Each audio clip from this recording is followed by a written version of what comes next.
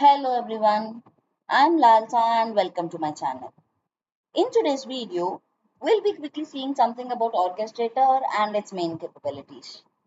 But before that guys, let us understand something about process automation. So, there are some important metrics we will have to consider whenever we are talking about an automation of a process. So basically, you'll have to ensure that you're thoroughly discovering the process you want to automate. By discover, I mean you will have to assess if a candidature or a process is a good candidature for automation or not, and what is the ROI it yields. So all of this would come under the discovery phase, where you're analyzing if a process is a suitable candidature for automation or not.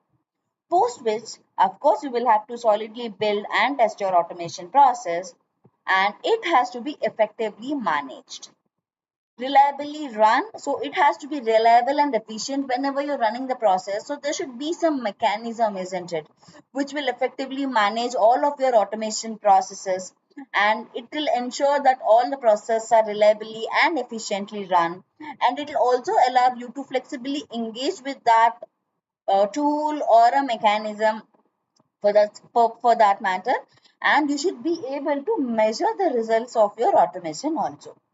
So let us see how these points are connected to our current topic, which is an orchestrator. I have here listed down some questions, guys, and the answers to these questions will be discussed in this video to help you guys get an overall understanding of what UiPath orchestrator is. Now, first one, what is a UiPath orchestrator? A UiPath orchestrator is a web page, and let me come to a notepad. It can be on a cloud and it can be on-premise also. So via both of these, whether you have your orchestrator on a cloud or an on-premise installation, you will be able to install it via a web page. And where is that web page? This is the web page, and you will be able to see an icon here called orchestrator. Once you click on this will be the user interface of how your orchestrator looks like. We will deep dive into all of these concepts slowly. We will understand each tab and each functionality of this here. Now, coming back to our presentation, how are Studio and Orchestrator related? This will help us understand why do we need Orchestrator in the first place. So, you basically develop your workflows in Studio, right?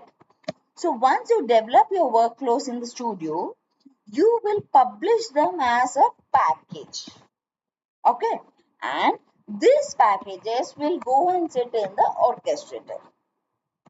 So that is how your Studio and orchestrator are related. Let me repeat it. Whatever workflows you are building using your Studio, you will publish them as a package, and these packages go and reside in your orchestrator. And what are these packages called? They'll basically be published as NuGet packages. Okay, so we have our answer to the next question. So first question, what is UiPath Orchestrator? It could be a cloud or an on-premise version, and it can be accessed via a web page. And how are Studio and Orchestrator related?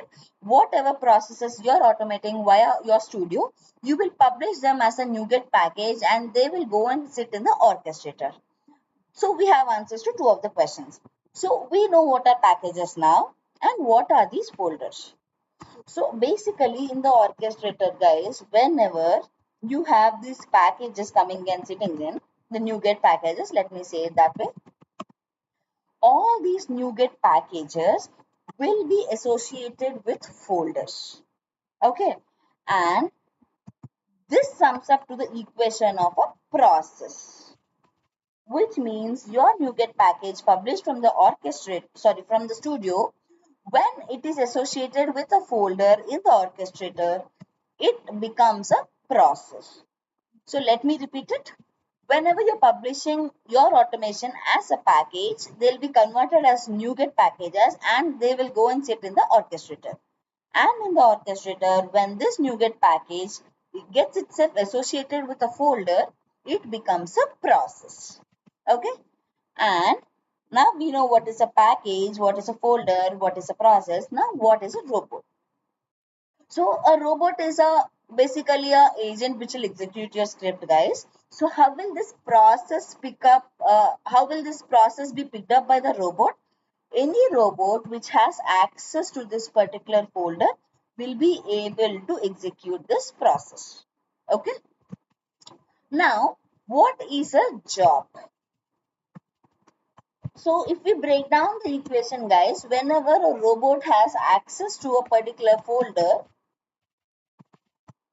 it will be able to execute the process within that folder, right? This is what we understood till now.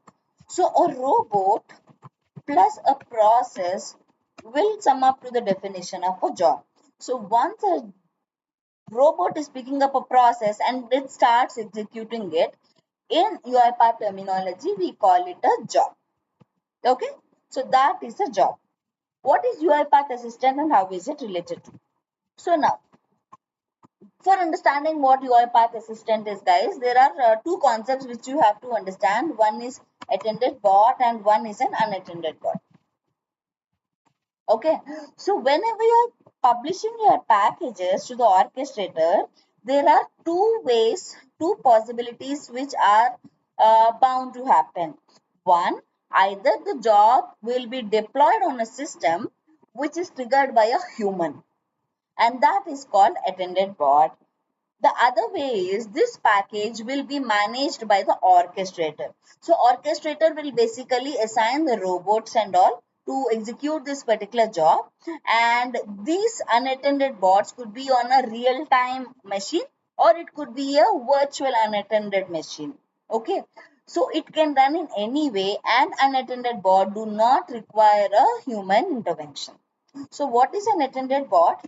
Whenever a human is basically triggering it,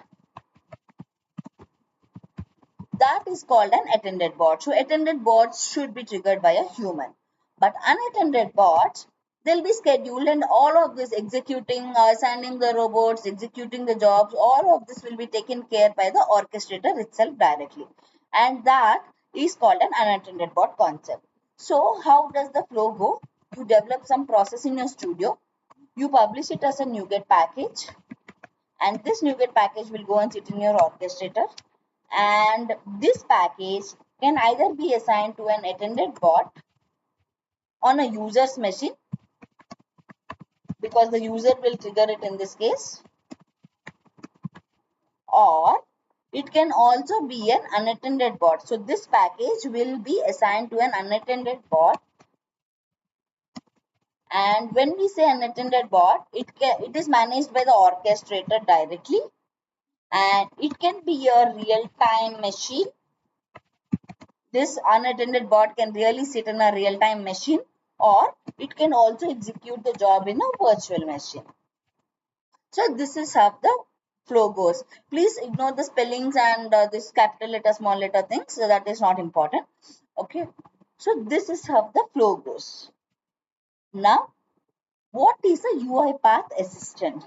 So whenever we say humans will trigger it, guys, for user machines, it means that there is something called UiPath Assistant. I'll show it to you.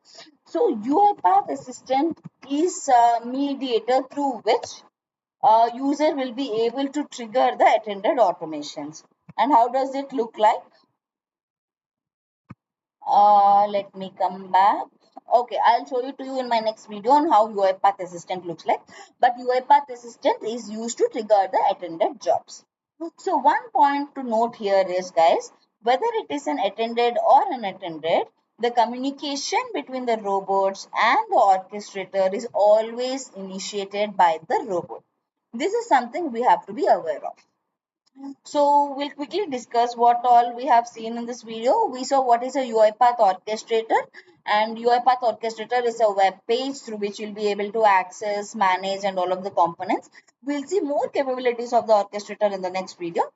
But moving on to the next question, how is studio and orchestrator related?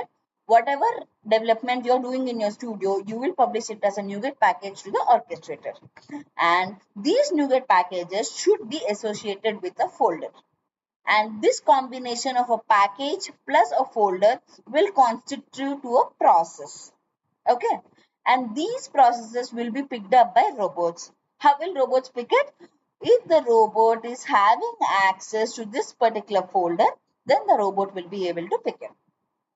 Once the robot is picking up a process for execution, that is termed as a job. So process plus robot is equal to a job here. And they can be run in two ways, attended and unattended. So attended is where a human basically triggers it. Unattended is where a human intervention is not required. So to trigger it via attended mode, you need something called UiPath Assistant.